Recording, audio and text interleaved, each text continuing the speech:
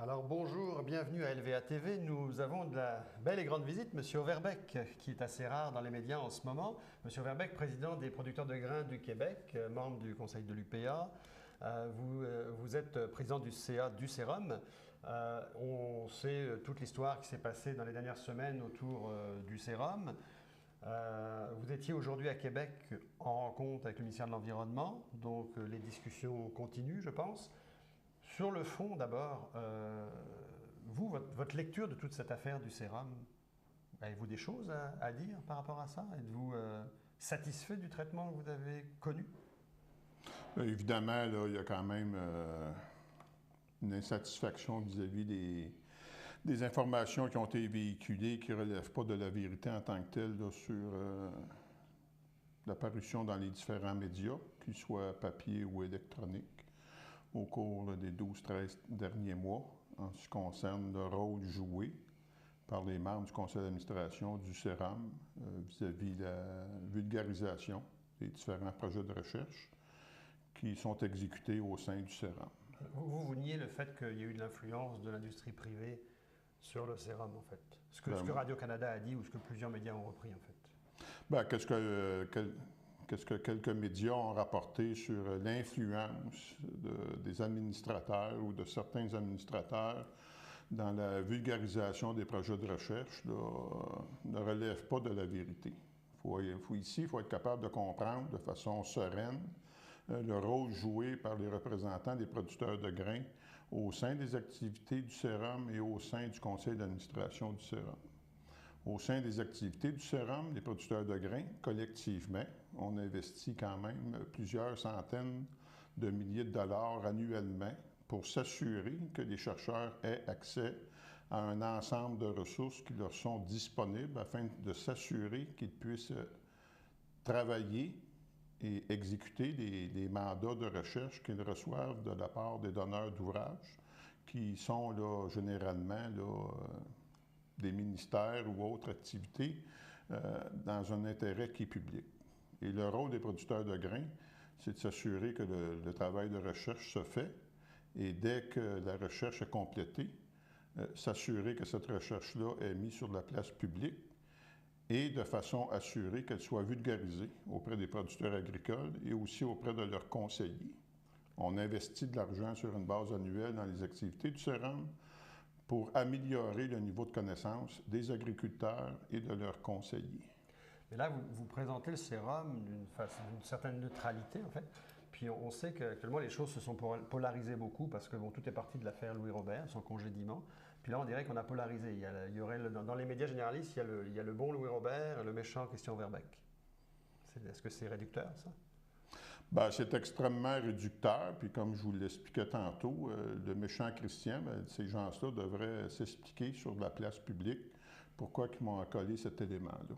Moi, je n'arrive pas à le comprendre. Parce que là, mettons que Louis Robert, en fait, n'était pas forcément aimé l'industrie dans les 30 dernières années, peut-être par rapport aux recherches qu'il a amenées, qui ont amené à diminuer le phosphore dans les champs ou autres. Mettons qu'il n'ait pas été aimé. Mais si l'industrie avait voulu réellement peser sur le bouton puis sortir Louis Robert, il y aurait eu peut-être d'autres façons de le faire ou ça aurait pu être fait plus tôt. Pourquoi là? D'après vous, pourquoi ça se passe là? Bien, il faudra le demander aux représentants de l'industrie en référence à l'énoncé que vous apportez. Moi, qu'est-ce que je vous dis, c'est qu'au sein du centre de recherche CERAM, les producteurs de grains veulent toujours s'assurer à ce que la recherche se fasse, qu'elle se réalise et qu'elle soit vulgarisée auprès de nos membres. Puis le sérum, vous avez expliqué tout à l'heure effectivement le rôle que vous avez, le rôle du sérum et le rôle que vous tenez au sérum. Mais là, en fait, dans la terre de chez nous, la semaine dernière, en fait, alors tous les médias généralistes ont présenté. D'abord, il y a un communiqué de producteurs de grains du Québec qui a dit que vous souhaitiez de la transparence au sérum, que c'était un mandat que vous vouliez pour le sérum. Les médias généralistes l'ont traduit comme le départ de Christian Overbeck. Puis la terre de chez nous, la semaine dernière, a parlé de... Non, Christian Overbeck n'a pas dit qu'il démissionnerait, sauf s'il y avait faute. Finalement, c'est quoi qui va se passer, en fait? Est-ce que vous restez au sérum? Bien, regardez, là, depuis de nombreuses années, puis ça a été à l'occasion de chaque renouvellement des plans stratégiques du CERAM, on a toujours revu dans une perspective d'avenir, la gouvernance du centre de recherche. Puis je vous dirais que depuis 2016, c'est un exercice qui, en partenariat avec le ministère, on le fait de façon plus intense. Et dans la dernière année, le conseil d'administration du centre de recherche CERAM s'est adjoint les services d'un consultant afin de s'assurer d'étudier en profondeur les règles qui régissaient la gouvernance du CERAM et quels devraient être les changements à être apportés pour assurer une meilleure gouvernance en tant que telle au sein du conseil d'administration et au sein de la direction du CERAM. Puis si ce rapport-là disait en fait que votre présence ne nuit pas à l'indépendance, vous pourriez rester au CERAM?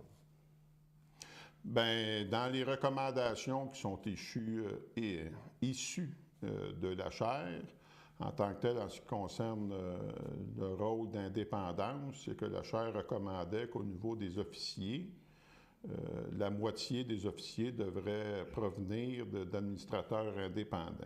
Et le communiqué que les producteurs de grains ont émis, c'est qu'on allait au-delà des recommandations des HEC, c'était qu'on suggérait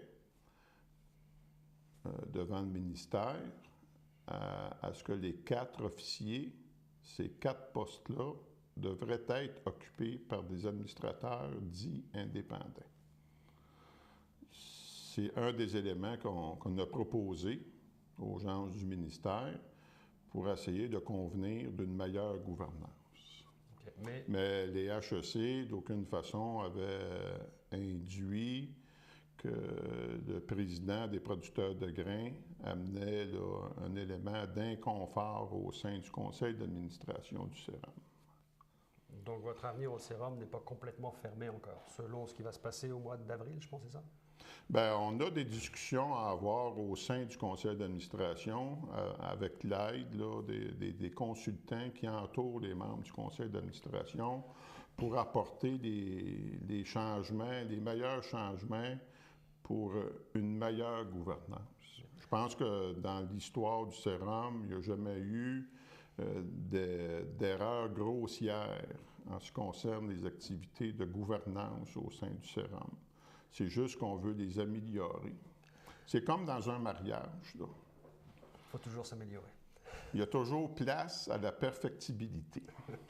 Pour revenir sur le fond, parce qu'oublions un peu le CERAM, Louis Robert, etc., mais sur le fond, le débat dans la société civile qui s'en vient actuellement, il y a eu des reportages en Europe, Radio-Canada s'est mis là-dessus avec la Semaine verte, il y a d'autres reportages en enquête qui sortent en ce moment. Le glyphosate fait peur, ça c'est sûr, dans la société civile, le glyphosate fait peur. En même temps, quand on parle à différentes personnes dans le milieu agricole, beaucoup de gens nous disent de toute façon il est nécessaire parce qu'il n'y a rien qui peut le remplacer pour l'instant, ce serait l'atrazine, ce serait pire. Même des modérés comme Éric Lapierre, je pense, nous disent c'est nécessaire le glyphosate. Donc vous, qu'est-ce que vous diriez pour rassurer les gens, en fait, quand on voit des reportages comme la Semaine verte cette semaine qui dit en Italie, les gens ne veulent plus des pâtes Barilla parce que le grain vient du Canada, puis ça a un impact économique parce qu'il y a des grains du Canada qui ne rentrent plus en Italie. On fait quoi pour régler, d'abord pour rassurer les gens, puis pour régler cet impact économique majeur? Moi, je pense que dans un premier temps, il faudrait que l'ensemble de la société reconnaisse le travail professionnel des différentes organisations gouvernementales qui régissent l'utilisation des pesticides. Que ce soit Santé Canada, que ce soit l'Agence réglementaire sur la loi antiparasitaire, que ce soit l'ensemble de nos conseillers qui font des recommandations de lutte intégrée des ravageurs qui sont présents dans nos champs. Je pense qu'il y a un élément de confiance qui doit être rétabli vis-à-vis de la société sur la pertinence de nos façons de faire, nous, agriculteurs. Mais sauf que la société civile actuellement, en tout cas au Québec, ça commence tout juste à se réveiller. Par exemple. Et on regarde en Europe et on voit l'Italie qui dit le Canada, on ne veut plus de vos grains.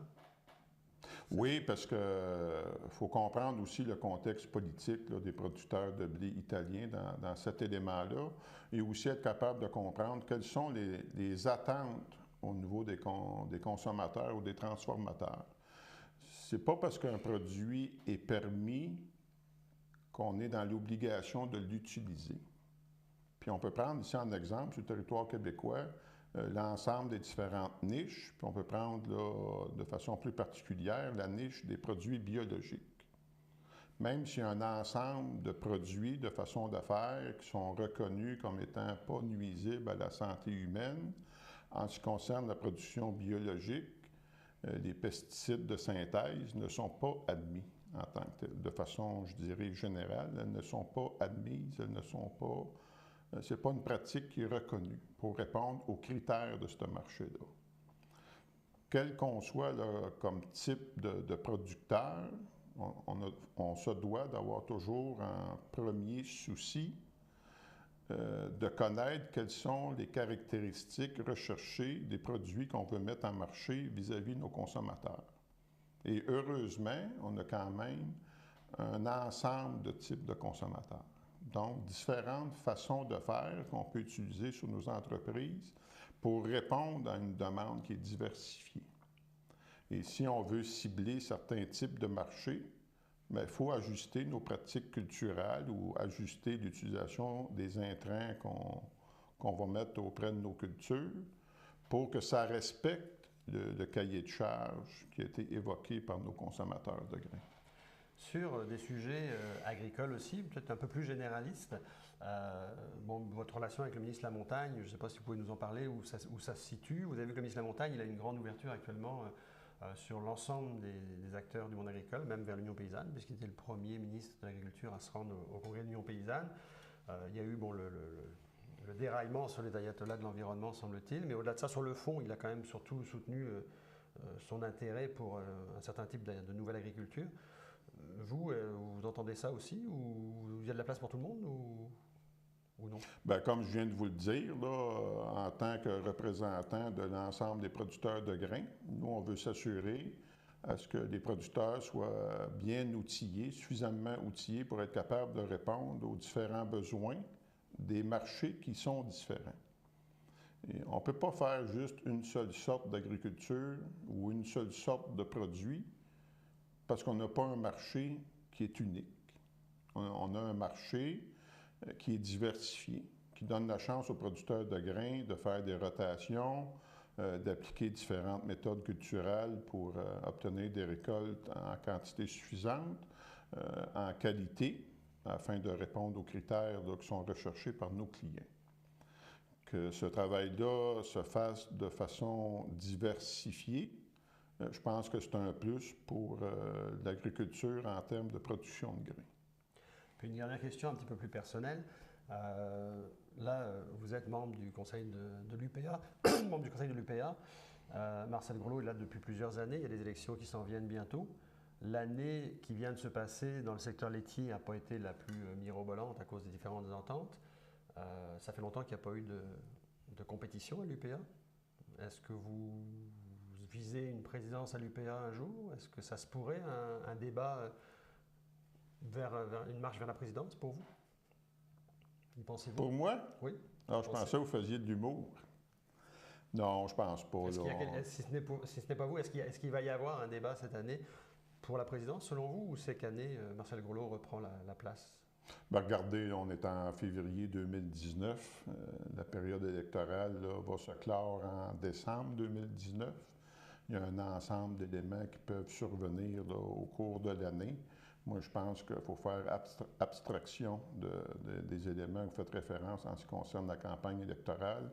On a un ensemble de dossiers à travailler, à mener à terme, à travailler en partenariat avec les producteurs, en partenariat avec les représentants du gouvernement, en partenariat avec la filière agroalimentaire, en partenariat aussi avec le gouvernement. Donc, je pense qu'on a en masse d'ouvrages à réaliser sans se préoccuper des éléments électoraux. Mais je vous disais ça parce qu'en fait, le secteur du lait a été vraiment, vraiment visible dans les médias généralistes depuis les 3 dernières années en raison des différents traités, entre autres. Mais là, avec tout le débat qui tourne autour du glyphosate, dans le monde même, je dirais, de la façon dont de la perception des gens par rapport à la production de grandes cultures, il reste que c'est un secteur à défendre aussi pour la production en soi. Donc je me disais peut-être que quelqu'un qui vient des grains, des fois les gens viennent du lait, des fois ils viennent des grains. Donc c'est la question qu'on se posait. Mais ce que je comprends, c'est que vous n'avez pas encore la réponse ce soir. Non, moi je pense, là, de un, en février 2019, là, moi-même, je suis en élection au sein des producteurs de grains du Québec. Donc, là, j'ai comme... première marche. J'ai cette première étape à convenir avec l'ensemble des membres et connaître leur niveau de satisfaction. Puis on est en pleine tournée des régions pour prendre le pouls des producteurs qui sont présents à nos assemblées, afin de connaître quelles sont leurs aspirations ou leurs attentes auprès des producteurs de grains dans la défense de leurs intérêts auprès de la société qui nous entoure. Moi, elle est là ma première préoccupation. En tout cas, M. Verbeck, on vous remercie beaucoup d'être passé nous voir sur le plateau d'LVA TV. Vous passerez le message à vos amis à l'UPA que quand ils veulent s'exprimer, c'est libre ici. Bienvenue. Merci.